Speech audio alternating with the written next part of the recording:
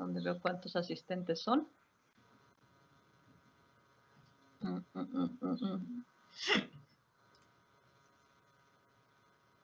Mostrar participantes. No me muestra a todos. ¿Alguien puede ver cuántos estamos? Somos 23 en la reunión. 22. Ah, ok, perfecto. 23. Bueno. Buenos días, jóvenes. Perdón por la demora. Buenos días. Buenos días. Buenos días. Miren, vamos a ver un poco de la historia, en el momento que quieran podemos detenernos, un poco de la historia del descubrimiento de los virus en general. Pues son antecedentes históricos, generalidades. Para la siguiente clase es muy importante que revisemos. Yo les dejé algunas cosas de revisar, ¿cierto? Para esta sesión. Déjenme aquí tomar mis notas, acá están mis notas. En algún punto es que también tuve clases con otros grupos. Va a ser muy importante para mí que para la próxima sesión revisen, anótenle por ahí. Revisen estos de los graduados. Replicación, transcripción. Así póngale. Replicación, lo voy a poner aquí en el chat. Déjame descubrir dónde está el chat.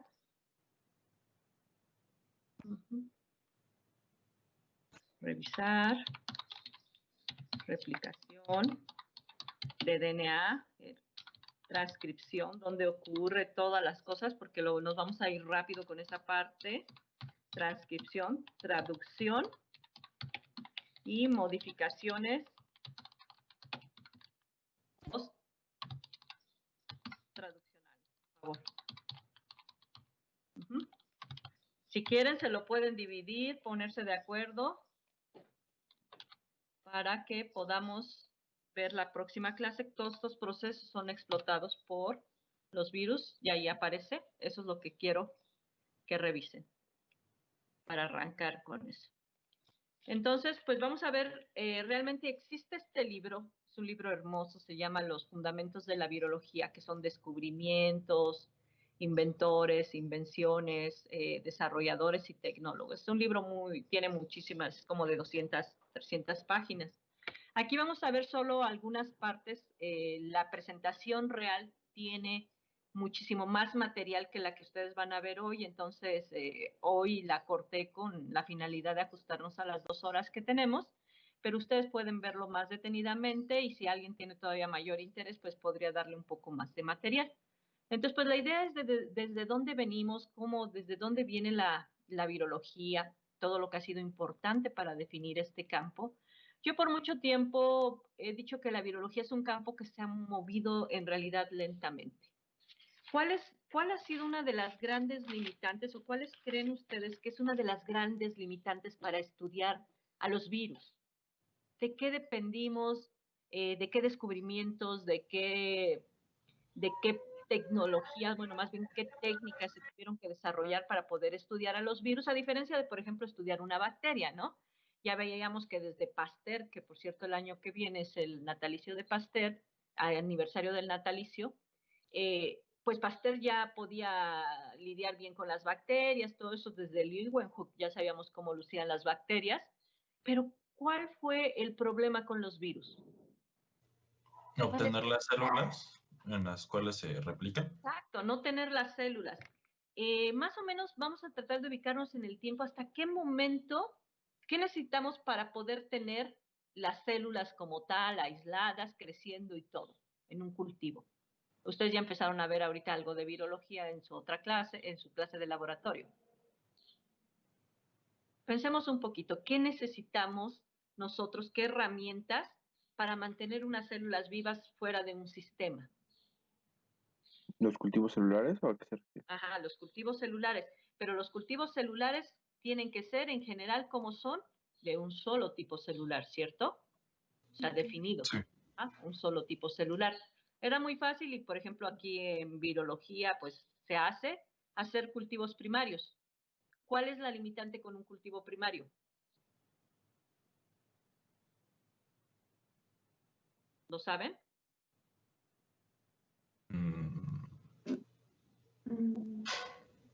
No. Imagínense que agarramos el pedacito de quién anda por ahí, de Yukari, porque me gusta tu nombre, Yukari, ni modo.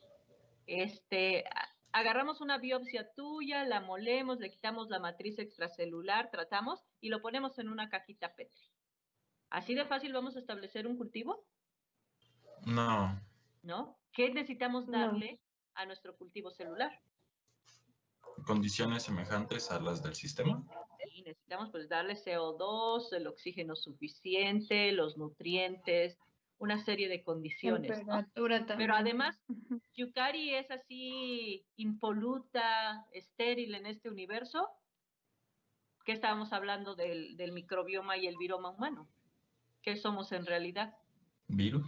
Virus, bacterias. Bacterias. Somos todo. Entonces, así de fácil vamos a tener las células ahí creciendo felizmente. No. No. Mínimo necesitamos, porque viene de una fuente natural, antibióticos, ¿cierto? Antibióticos para controlar el crecimiento por lo pronto de las bacterias. Si no hay bacterias, no hay virus. Puede haber, no sabemos si pudiera haber algunos virus de células eucarióticas, pero pues estaríamos limitando a las bacterias. ¿Recuerdan hasta qué año se descubrieron los antibióticos? Con Alexander Fleming. Chequenlo, pueden checarlo, están ahí en su dispositivo. Chequen hasta qué año. Entonces, bueno, son una serie de cosas que necesitaron establecerse para poder empezar a estudiar los virus. Antes de los cultivos, ¿cómo podíamos estudiar a los virus? Bueno, no se podían ni ver, para empezar, ¿no? ¿Cómo podían estudiarse o cómo podía uno más o menos darse cuenta del estudio de una infección viral? ¿Cómo se les ocurre? ¿Por contagio de célula a célula? Célula a célula, ¿no? O más bien de organismos a organismos, ¿no? Ajá, organismos completos, podíamos, si se trataba de animales, pues si se trataba de humanos, pues era otro rollo, ¿no? La Real Expedición Filantrópica, ¿alguien ha escuchado de eso? La Real Expedición Filantrópica. No. No. No. A ver, ¿ya encontraron cuándo Fleming descubrió los antibióticos? Sí, 1928. 1928, los 30 prácticamente. Ajá. Bueno, la Real Expedición Filantrópica vino en los 1700 a América Latina y fue como trajeron la vacuna de la viruela. ¿Cómo se les ocurre que iban a traer un virus de viruela en esas épocas donde no había manera? Los iban transportando, infectando de uno a otro, ¿no? Ajá, infectando niños de un orfanato. Ajá, realmente durante el trayecto que duraba 6 semanas o no recuerdo cuánto, pues trajeron suficientes niños para irlo transportando, pasando de niño a niño, el virus de la vaccinia, ya no el virus de la viruela, y así poder traer a América y nuevamente de pase a pase, de persona a persona, poder transferir el virus. Entonces, imagínense, ¿no? Pues lo fantástico que se tenían que hacer las cosas, estaría completamente prohibido en esta época con todas las cosas de bioética y todo esto, pues no hubiera sido posible transportar la vacuna, porque pues en muchísimos puntos pues se procedió de una forma poco ética, pero si no se hubiera hecho eso, pues a lo mejor en el continente hubiera perecido el 70% de las personas a causa de la viruela. Entonces a veces se tienen que tomar decisiones que no parecen tan éticas, pero que traen grandes beneficios. Entonces, bueno, vamos a empezar y pues este libro empieza hablando desde muy temprano del padre de la medicina, de Hipócrates, de la medicina moderna, del cual se tienen aún influencias desde tantos siglos después, o sea, estamos hablando de 460, 370 antes de Cristo. Y bueno, él fue el primero que en sus libros, aquí aparece la portada de uno de sus libros, incluye referencias de las enfermedades infecciosas ya desde entonces. Ajá. Enfermedades infecciosas, la naturaleza de las infecciones, la higiene. Imagínense, ahorita estamos en el 2020, 370, 2020, 2300 años, y todavía no hemos aprendido mucho de esto. Todavía el problema que nos tiene aquí viral, pues tiene mucho que ver con nuestras medidas sanitarias, con nuestra higiene. Ya hablaba, pues, no de algo que pues después se constituyó en la respuesta inmune, cómo respondemos, ¿no? y descripciones de varias cosas como las paperas, el herpes, o sea, tantos siglos antes de que nosotros, realmente empezáramos a entender mucho de estos mecanismos. Entonces, pues la historia está llena de personas que han contribuido al mejor entendimiento y bueno, todavía que hablan de las, ¿cómo les llamaban a esto? La flema, la sangre, de todos estos humores, los humores, ajá, de los humores y algunas enfermedades. Y bueno, pues sigue siendo adaptado de manera un poco romántica, pero pues una persona que había hecho bastantes reflexiones muy interesantes sobre las enfermedades. Y bueno, nos encontramos, damos un enorme salto a los 1700 y realmente este hombre, Benjamin Jesting, es el que ahora se sabe que en los años recientes que realmente fue el que empezó a hacer la vacunación, no realmente Jenner como siempre nos enseñan, sino que fue él, y que los virus de la viruela y el virus de la viruela vacuna, pues se conocían ya en Inglaterra en los 1700. Entonces, pues de esto les hablan mucho en otras materias también, pero en vez aquí sabemos que no solo Jenner, sino ya había antecedentes. Jenner lo trajo, peleó mucho en los grandes foros científicos del tiempo para que se pudiera dar la vacuna, o sea, pero pues realmente ya era una práctica que se realizaba. Dice, sin embargo, esto no disminuye realmente los logros que Jenner tuvo, ya que Jenner fue un incansable promotor de la investigación y de la vacunación. Entonces, realmente los dos constituyen este primero, y pues, ¿qué hablamos del virus de la viruela? Pues, un virus, ajá. Y pues aquí está Edward Jenner, ajá, vacunando a su propio hijo. O sea, imagínense la confianza para vacunar a su propio hijo, mientras pues la sirvienta les ayuda a preparar la vacuna para poder proteger a su niño. Entonces realmente confiaba en el sistema que había desarrollado para poder proteger de la viruela. También en los 1700 azotaban, de hecho, nosotros dependiendo de la enfermedad de la que estemos hablando, pues nos podemos remontar incluso a situaciones más tempranas, ¿no? Hablando de la rabia, y por ahí unos manuscritos árabes en donde se ve ilustraciones de la rabia.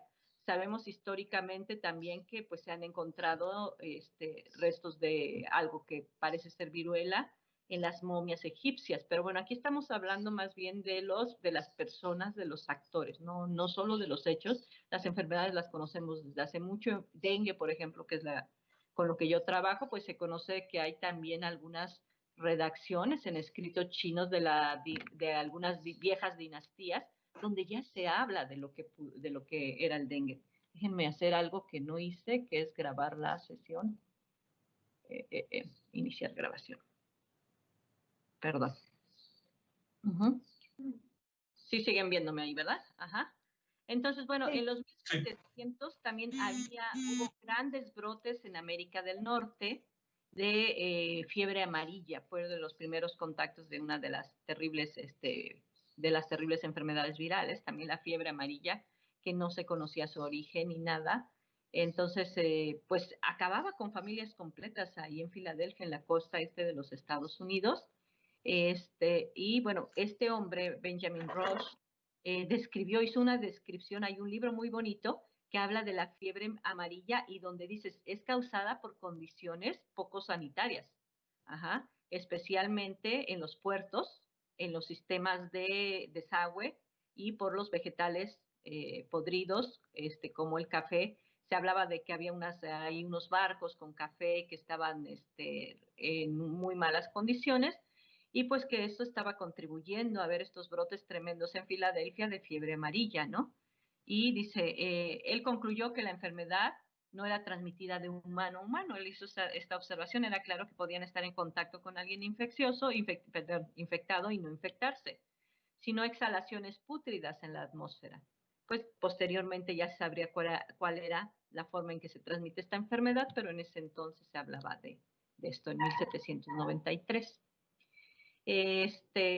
Aquí, avanzando un poco más, pues Louis Pasteur, Émile Roux, Chamberlain y Louis Tullier desarrollaron una vacuna contra la rabia, y eso es algo que solamente estas personas pudieron hacer, ¿no? Poder atenuar un microorganismo que nunca pudieron ver, que sabían que estaba ahí, pero que realmente nunca tuvieron evidencia de que existiera. Simplemente pues creían en estos agentes filtrables y uno de estos agentes filtrables pues eran este virus de la rabia. Entonces ustedes recuerdan bien la historia de Louis Pasteur inoculando los conejos y las médulas espinales desecándolas y haciendo pases sucesivos para poder atenuar el virus de la rabia. Después pues tuvo otras consecuencias, ¿no? Si tuvimos problemas o hubo problemas por el reconocimiento de mielina y una serie de la respuesta adicional, pero pues esta era la situación de que Pasteur sí pudo obtener esta vacuna. Y esto pues fue en gran parte a estos filtros, los filtros de Chamberlain-Pasteur, que permitieron que los virus fueran descubiertos o por lo menos separados de sus hábitats naturales, ¿no? De sus hábitats en los que se encontraban. Y vean, este es un viejísimo filtro, es este filtro a prueba de gérmenes, Pasteur-Chamberlain, esto es de Dayton, Ohio, y pues una foto bastante de los 1890 de este tipo de filtro. Y pues eran filtros de porcelana con poros muy finos, estamos hablando de 0.1 a 1 micrómetro. Ya veíamos pues que Escherichia coli mide 1 micrómetro de diámetro más por 3 de largo, y los cuales son usados para remover las bacterias. Se pueden eliminar las bacterias, pero no eliminar los virus. Entonces de esa manera nosotros, en esos entonces se pudo separar y poder hacer algunos estudios. En los 1800, estoy hablando del siglo antepasado, Adolfo Meyer empezó a hablar de estas situaciones o de estas condiciones que del concepto de transmisibilidad. Ajá. Y obviamente filtraban los agentes en estos filtros. Lo que vimos era un filtro gigante, pero bueno, usaban estos filtros y pudo transmitir de planta a planta una de las primeras enfermedades virales también conocidas, la enfermedad del virus del mosaico del tabaco. Si bien el campo de los virus de plantas se ha abandonado mucho, realmente el estudio de los virus de plantas dieron mucho avance al campo de la virología, y un claro ejemplo es el virus del mosaico del tabaco, ¿no? Que se estudió en muchísimas situaciones. Realmente pues sabía que era un agente filtrable, pero no fue hasta los finales de los 1800 que Beinhering pudo decir que pudo hablar del descubrimiento del virus del mosaico del tabaco. Entonces, pues se les denominaban Contagium Vivum Fluidum, como tal. Entonces, el poder saber que tenían ustedes ese purificado, ese filtrado, y podían pasarlo de una planta a otra y volver a replicar la enfermedad, pues fue importante. Déjenme cerrar la puerta.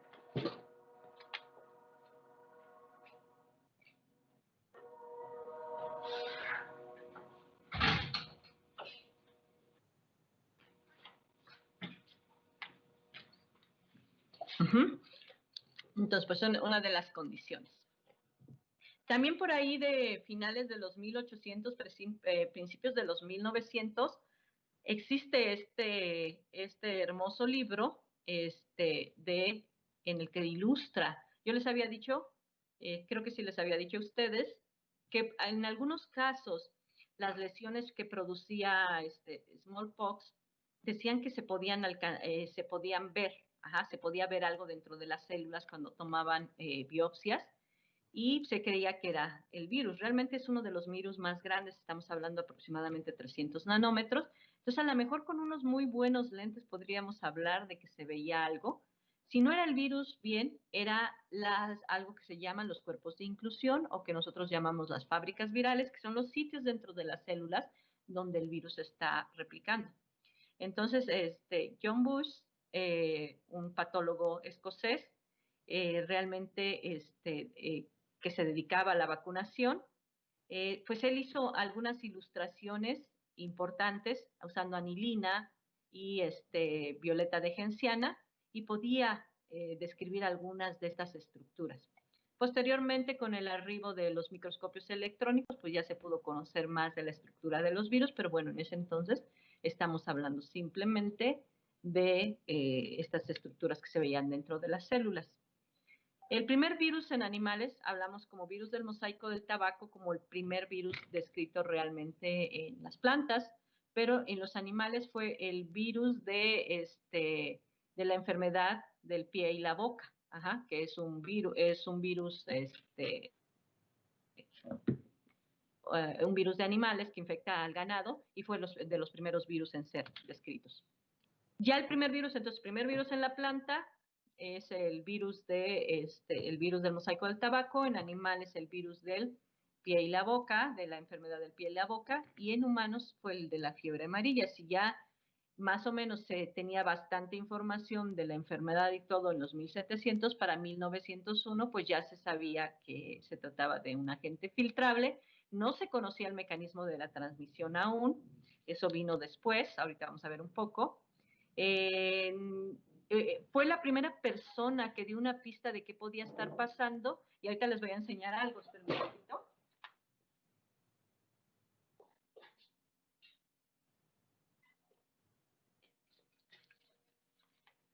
¿Alcanzan a ver qué es esto? ¿En dónde? Aquí lo tengo frente a la cámara, ¿no? Es que creo que está desactivada su cámara, no estoy seguro. Bueno, yo no la puedo ver, no sé los demás. No, sí se ve. No, Sí, sí, sí. yo no la veo tampoco. Sí se ve. Si lo A mí me quieren apareció, ver, pero luego yo no. a la Tiene que darle activada. clic. Bueno, a su aquí, cámara. ¿ya me ven? Sí, Sí. ¿Ven qué es eso? recuerdo de Panamá, Es un recuerdo, del canal de Un Panamá. recuerdo de Panamá. Este es realmente agua del canal de Panamá, supuestamente. Y bueno, dice, en los 1880, primer intento de construir el canal por la empresa francesa.